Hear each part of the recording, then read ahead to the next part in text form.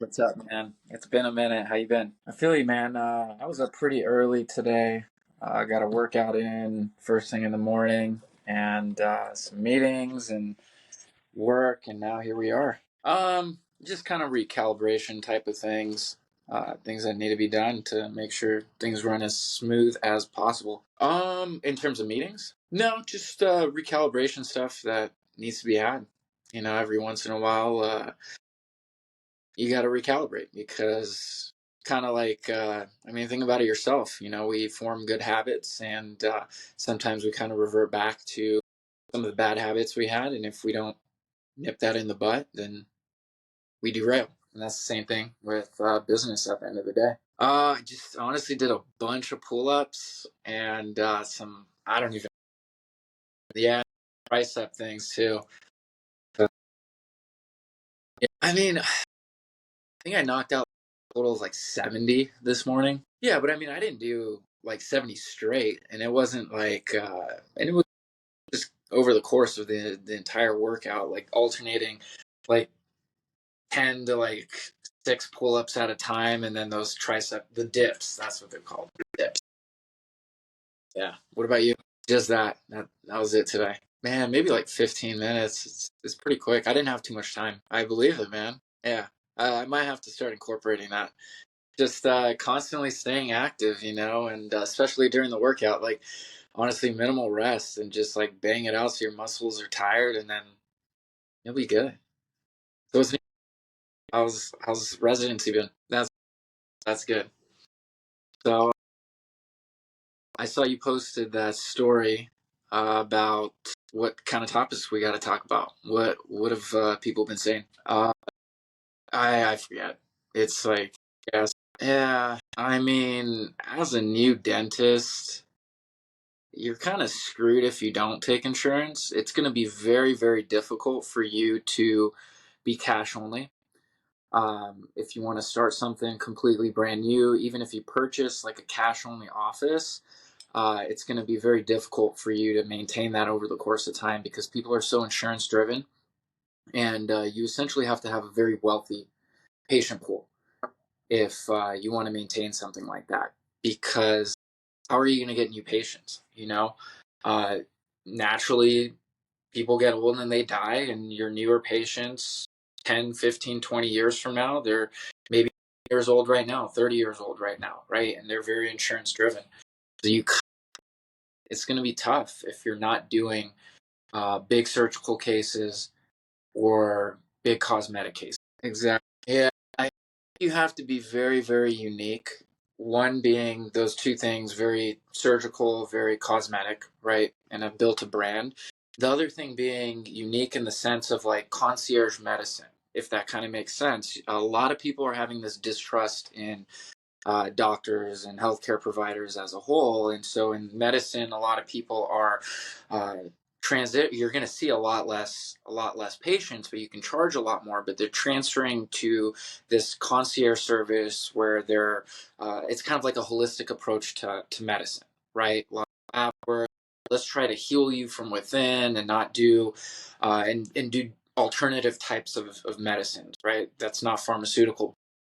And if you can kind of set yourself up like that as a dentist, I think you're going to bring in a unique set of very health conscious individuals, but it's going to be concierge based, right? You'll do restorative work and things like that, but it's how can we attack the problems you have from like a whole body approach, but starting from the mouth. Yeah, I think that's it's going to have to be concierge based, and you're going to have a lot of people who want that, right? But it's your brand. You set yourself up for that, or an oral DNA base, things like that. But like they're using like hydroxyapatite, or they're just not using anything. If you're using nanohydroxyapatite, like I don't have a problem with that. That's fine. My issue, because of my own personal experience, I believe fluoride is better because I have a lot of work done in my mouth. Tons of fillings, tons of crowns, right? I've had that happen over the course of time. And we know we are trying to bond something that's not natural to a tooth. Even if the best dentist on the planet did it, we're still bonding two different things together, right? So naturally, I have more sensitivity, and I tried making the switch over to nanohydroxyapatite, and my sensitivity came back. And I was not using a fluoride toothpaste that has like potassium nitrate in it to help with sensitivity. It was just straight up like prescription based fluoride toothpaste. And when I switched over to nanohydroxyapatite, sensitivity came back. I was like, dude, I cannot do this. This is not for me. And I imagine a lot of other people will be experiencing the same thing. And I give that unique perspective because I'm a dentist. I know what's going on in the mouth, right? And I'm a fan of nanohydroxyapatite, but for me, I said I cannot do it. I can't substitute it because I'm having that sensitivity, and I don't give a crap about uh, what people are saying about fluoride if I'm having that sensitivity. I just can't go through life with that. I just don't think it's as potent as fluoride. I think that's the big thing. Like they claim this potency that's a lot higher, uh, just as good, but in my own mouth, I didn't see that, and I didn't want to stick around to try to see if how much longer I can do that because the sensitivity was coming back to kind of how it was before I switched to like Prevident toothpaste. Yeah, yeah. If you don't have a lot of work that had been done, a lot of fillings, like I think you should be fine with nanohydroxy. Yeah, the nanohydroxyapatite would probably be amazing for you, right? Um, I don't really care to do too much more research and looking into that. I say go for it, use it if you want to. If you want fluoride, go for it, use it, because quite honestly, we're not ingesting it at the rate that people want to make it seem like you are with drinking water. I'm not a fan of drinking fluoride water. I don't agree with that. I don't think that's good. I think it's bad. But fluoride toothpaste, it's not like drinking water. So exactly. So, but hey, I mean, it's that's part of the holistic concierge approach. That's going to be something that's going to be pushed very heavily, and I mean, it's something to think about and to incorporate if you want to be that holistic type of dentist, right? Yeah, I've been doing a lot of cosmetic work, and, veneers, crowns, that type of stuff. Because I think I told you, but like I'd set up this marketing thing with my partner, and like we're officially going to be going live towards the end of this month. We got everything ready to go with our like campaigns and all that stuff, and we're going to start rolling that out to other offices. But obviously, we've been testing it in my office, and with that, just drawing in a lot more cosmetic cases, and it's fun. I think I love it, man. It's you bang out 8 to 10, 11, $12,000 in a half day some of these days, and it's really transformational stuff that you're doing for patients, and it's awesome to see when you deliver it. Like people look at themselves in the mirror and they're just like, "Wow!" Like I'm a completely different person. Like I can smile, I can talk the way that I feel I should have been talking. It's cool. I've used this lab Neo Dental Lab. They are based out of California. They have a like satellite office in Vegas, and it's a Pacific Dental Services lab. Like we're contracted with them, but like I'm very close with one of the executives.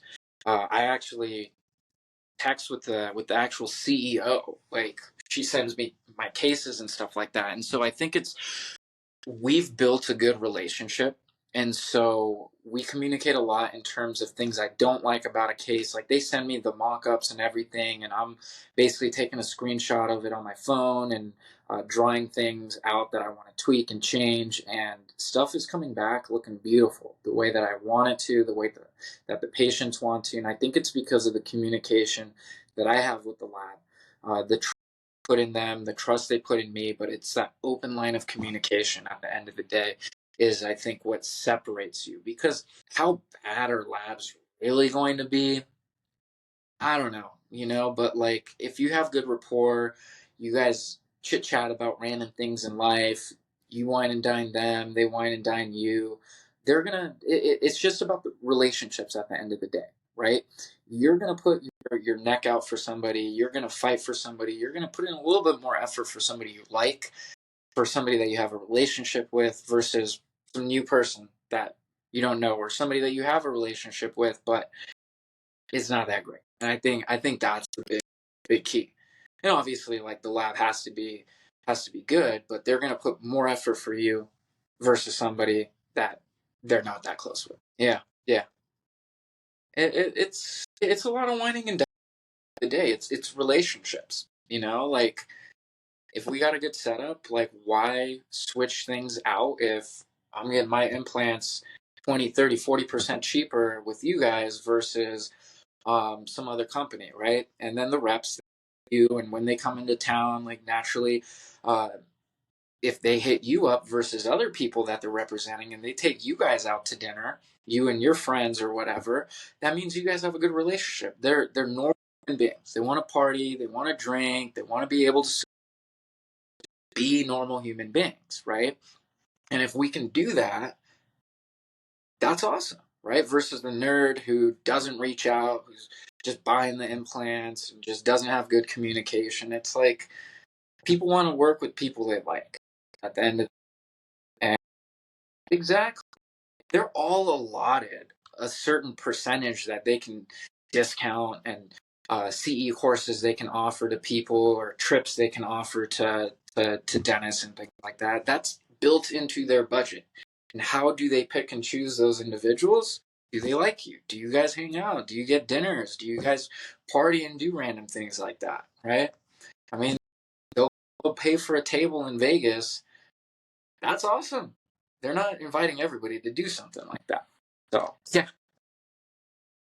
yeah, definitely, man. Yeah, yeah. I've been with this girl, yeah, for quite some time. It's been since like August. Yeah, it's been a long time. I think it was towards the end of last year. Yeah, it's been a while. Getting, yeah, yeah, honestly, she's kind of getting into that.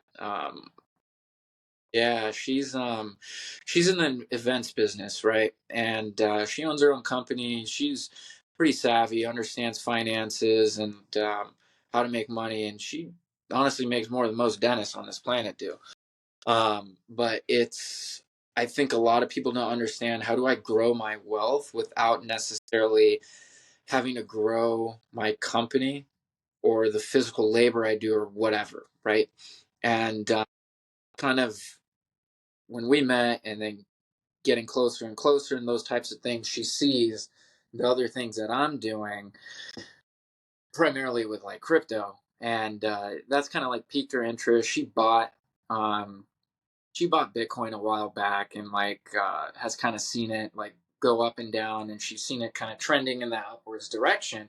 But then I'll be open with her. It's like, dude, I put in a couple $1,000s here. Like I made $15,000 off this, right? Like this, like what I did 2 days ago was paying for this entire weekend that we're spending a couple $1,000s on, right? And yeah, now she's it started to kind of pique her interest, and she reads about a lot of things, and every once in a while she'll send me a question or some article like, what do you think about this? I heard this, like how true is it? Like, or she'll be following somebody on Instagram and is like, oh, they're like posting about this left and right, like what do you think about this? So it's like, it's cool to get her to read certain books. She hasn't done that, so it is what it is. Yeah, yeah. It's based out of Australia, actually. So because she used to live there before she moved out here, and so she's got an event business out there. It's like yacht chartering type of stuff, and yeah, it's booming for her. But no, she's not. She's from Michigan, but she packed her bags a while back, moved out to Australia, and stayed out there for about 5 years, I want to say, and then her dad lives out here, so she moved out here kind of when things were really getting fucking crazy with the pandemic. And I mean, lockdowns in Australia were just fucking ridiculous. And so he was like, I gotta get out. And Vegas wasn't really going to be the place that she was going to stay at for too long, kind of maybe a year. And we met, and it's been for her a little over 2 years now that she's been out here. Hinge, dating app, Hinge. Yeah, actually, the first day she was like, she was talking about buying this Porsche, right? And that's what she wanted to do, and she was like brokering with trying to like broker with somebody in Miami to get it like shipped over, and it was just kind of like a weird, sketchy situation. And I mean, I respected that. I mean, it wasn't a cheap car, and that ended up falling through. She's like, I'm just gonna get a Cadillac.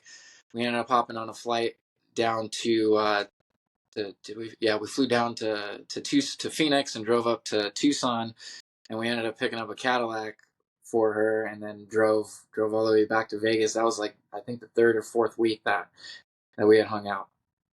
So she rented she was like renting some Jeep or something like that, because her in her mind she was gonna get this Porsche, but that fell through. She knew she was gonna get a car, and it was just kind of, yeah. So no, but my lease, when that is up, we're gonna end up moving together. That's the plan. So it is up almost like a year from July, but I'm gonna get out of that about 6 months early. Go from there. Not too far. It's just the traffic. Ah, man, it varies anywhere from 20 minutes to like 45 minutes. It really depends because there's so much construction going on. But when construction is going to be all said and done, it'll probably be about 20, 25 minutes at most. So honestly, I don't know, man. Vegas is a city, and I have never lived in a place that had more construction than this. From my hometown, San Diego, to Detroit, it is ridiculous how construction traffic is. Yeah, it is. It is. It is. I don't know. But how are you and your girl? Yeah, dude, I know exactly what you're talking. Yeah, it's about content, man. It is truly, truly, truly about content, and that's what I've read. And you post once every like 3 4 weeks. It's like, dude, people want videos. They just want to like. It doesn't even have to be a good video. Like literally, people will just watch that. People love. Yeah. So another topic, and then I gotta bounce right on. Um, I mean, I just heard it has a lot of recalls. From what I know and what I'm gathering is people, they don't want electric vehicles. They just want Teslas. They would much rather have a hybrid gas powered car or a Tesla. They don't want anything else, right? But I think it's just a eye catching car. I did see something very interesting where like Austin has this like rule where you can't have billboards in downtown or something like that. And real estate company ended up purchasing a Cybertruck, and they basically slapped their like logo on the Cybertruck and parked it like on this really really busy street, and that's a billboard marketing in a very prime area, and it's viral because everybody takes photos of a Cybertruck. They're like, my God, right? And I know like one of the big hotels in downtown called Circa, they're raffling out a Cybertruck like by the end of like this week or something like that, and it says Circa on it, and you have to like, it's like in the rules that you legally have to have um, the like branding on the car for however long if you want to drive it, and like free marketing. I think that is what a lot of people are using it for now, is kind of eye-catching marketing. And people will be like, "Oh, that's a truck. What is Circa? Let me Google it." And they look it up. They're like, "Oh, it's a hotel in downtown. That's cool." Like 50 people do that a day. 100 people do that a day. Probably way more than that. And it's just free eyeballs at that point for a $70,000 truck. At that point, yeah, exactly. I mean, yeah, pretty cool. Yeah, silver is a little different. It's yeah. Well, what are your thoughts? Didn't you put a deposit? Nice. Rolls Royce, a Tesla. That's like a Model S. Like you're driving a tank, Ford F-350, like that, something big and massive. So I feel you.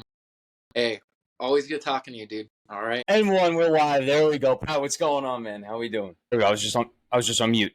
Good, good. I just got back from a run. One of those. I had my day off. I was on call overnight, so I got out at 10 this morning, and then just went to work today, man. How about you? Oh, here we are. What meetings you have? Anything good going on? Right.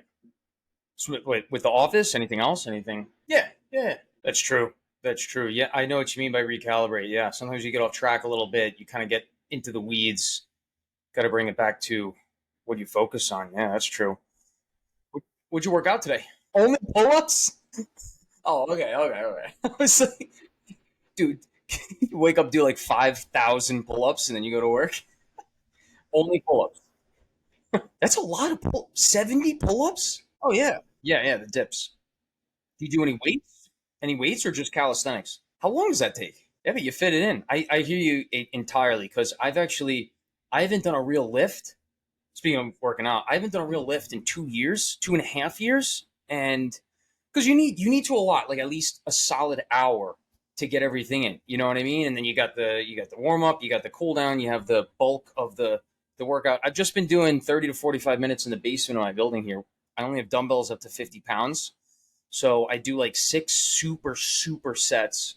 It's only six sets, but it seems to be working. And I do. Have you ever? Oh, you would love this, by the way. You would put on some serious muscle doing this in between, say, three of your sets, take dumbbells, start with maybe 5 pounds. Next month, you do 7.5. The month after that, 10. And do 12 reps, 10 reps, 8 reps of squat thrusts. Hold the dumbbells and go down. You do a push up, go up, you do it down. I swear to God, it's changed my physique entirely. I would if you were to check that out, I want to know what you think. Yeah, it's going. I got 1 year and a month left now. So we're getting there. It's same amount of BS, but doing more of the bigger surgery, I would say. So focusing on that good stuff. Although, it's about as good as it'll get. So yes, so actually I sent you a screenshot of one of them and they were wondering what kind of differentiates someone who's like takes what is the PPO plan? I forget what PPO stands for. Do you remember what preferred provider organization? I think something like that. So like takes insurance versus not insurance. That was one of the topics they wanted to get into. Yeah, yeah.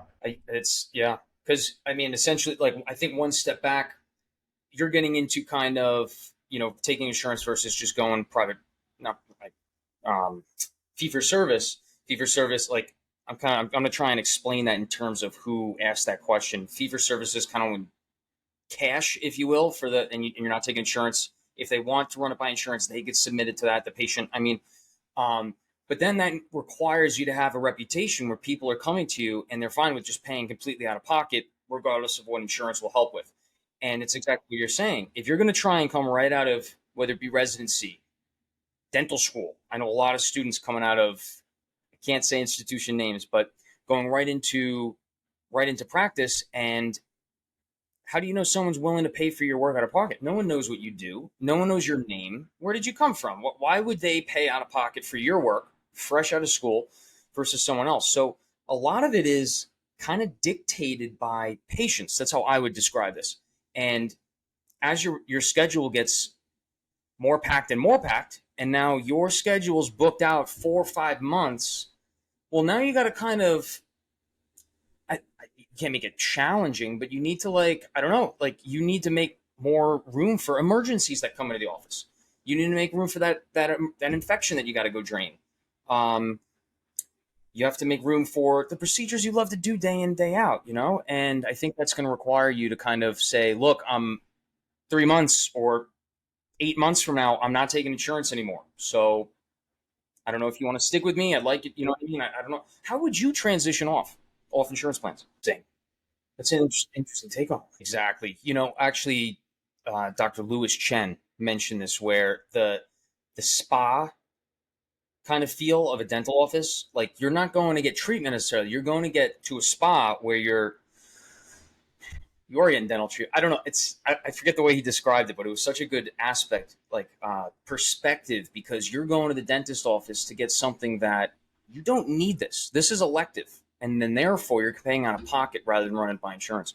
It's an interesting thought. Speaking of the holistic medicine, I keep seeing this stuff, TikTok and everything. What do you think of these people not brushing the teeth with fluoride toothpaste? I don't know what they're using. They're using like some holistic. I don't know. I hear you. I'm curious. The hydroxyapatites desiccant and abrasive properties. I'm wondering if that had to do anything with the sensitivity. Yeah, just not worth it. It's funny you mention that. I have very sensitive teeth too in certain areas. Like I tried to do one of the, in dental school, one of those companies brings in the high powered whitening kit. I literally put that thing in about 2.5 seconds. It felt like a lightning bolt went through my jaw. And so it's probably got to do with gum recession. It's probably got to do with, the open dentin tubules and stuff. What are we gonna do, Pat? What are we gonna do? I don't actually. I don't have one filling, believe it or not. We're not eating the toothpaste. That's what I never understood with the argument. I'm like, you're spitting out the toothpaste, right? Are you just swallowing it after you brush your teeth? What are you worried about then if you're spitting it out? Like, I don't know. Yeah, yeah, yeah. What's another question that came up? What is your most right now? What's been your favorite operation, procedure, surgery, non-surgical procedure as of late? What's been your favorite? Yeah, tell me about it. Like what part? Veneers, whitening, if you want to touch on this too, Dr. Appa has talked about this, especially with cosmetics. The lab is so crucial. Do you use have you switched labs in the years? What's kind of been your history with what lab you use for the stuff? Right. Right, right. Of course. Give you a little bit more attention. Yeah, I definitely hear that. I see that a bit with these rep companies. A lot of they give like the plates for like fractures and stuff and big materials, and then they try and dip into other categories. Like one does a lot of bone grafting, and then now they're trying to do implants and they're trying to do plates as well. And I don't know. It's always fascinating me how like certain tendings will only work with one company. How do you get to that point? You know what I mean? You know what I mean? A lot of whining and dining going on, you know? Yeah, that they mesh well with. Right, right. Next time you get a table in Vegas, can you just let me know? Let me know so I can come through. Oh man, it's been a while since I've gotten a table with. Wait, oh, I could have gone to one. I was down in Miami a couple weeks ago for my probably future brother and sister in law's wedding, and they had gotten a table at a club, but I couldn't make it out that night. But uh, anyway, let's switch topics a little bit. So you're dating now, right? We got 8 minutes left. So you're dating now. You got a girlfriend. How long? How long has it been? It's been that long. When was the last time we got on a chat? That was roughly 6 months ago with Sean? Yeah, yeah, yeah. It's 4 or 5 months. That was like 4 or 5 months ago, and that was with Sean. Okay, so I didn't realize that you. So you been buckled down for over 9 months now. Going well. Everything's good. Is she into crypto? Seriously? Oh, yeah. Oh, so you guys are really growing with each other. That's impressive. Not many girls out there doing that. She's listening to you. She's reading that. She's running stuff by you. Running stuff by her. I love that stuff. Now. So you said that she did. Did she read the BitBoy crypto book that you had sent? This is like a year ago. You sent it out. She didn't read that one. Okay. All right. Fair enough. Fair enough. But she's doing all. She's kind of taking her own path though. That's pretty good. Um, so she owns her own company. One company. She's Australian, right? And then so last August, how'd you guys meet? If I don't want to pry and get too personal, but I'm just curious. I met my girlfriend on Hinge. How'd you meet her? No way. Are you serious? That's awesome though. So you hit it off. Did she see what car you drive? Douchebag. No, I'm kidding. I'm kidding. I'm kidding. What was she doing without a car? So it was just renting for the. Yeah. Yeah. Got it. You guys aren't living together yet, right? I mean, it's only been 9 months. When's your lease up? Great, great. Are you going to kind of stay in your area? You thinking to go a little bit further? How far away do you live right now from your office? How long is the traffic? What's your commute looking like? Is that going to be anytime soon though? If you're going to move out and oh, there's been so much traffic around here lately. And this construction, it's like one road, and it'll take them a year and a half to do one 2 mile road. What are they doing over there? They're doing one rock a day? Like what? Oh, we're good. We're good, man. She still doesn't live with me. Her parents basically they own the apartment that she lives in, the Upper West Side, and I'm in Midtown on the East Side. It's so unfortunately it's opposites, and there's no subway train kind of going that direction, so it's kind of opposite. But I do the city bike. I wouldn't recommend it. It actually is very dangerous. We see a lot of people from city bikes, but I can't afford an Uber everywhere. And all the subways are on basically the other side of Manhattan.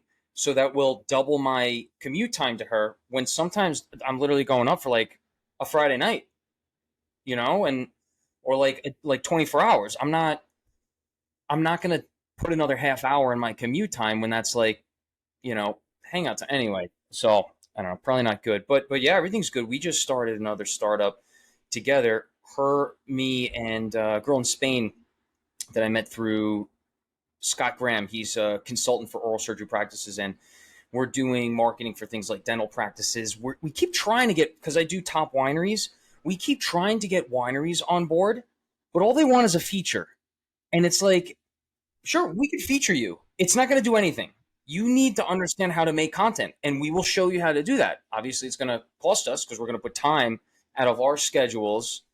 No, and they don't want to do it. Wineries, we tried Oregon, California, Italy, Germany, France, and none of them want to take the next step. It's like they just want to give it to their niece, their in-house marketing team, who wants to take a picture of a wine bottle in a bush.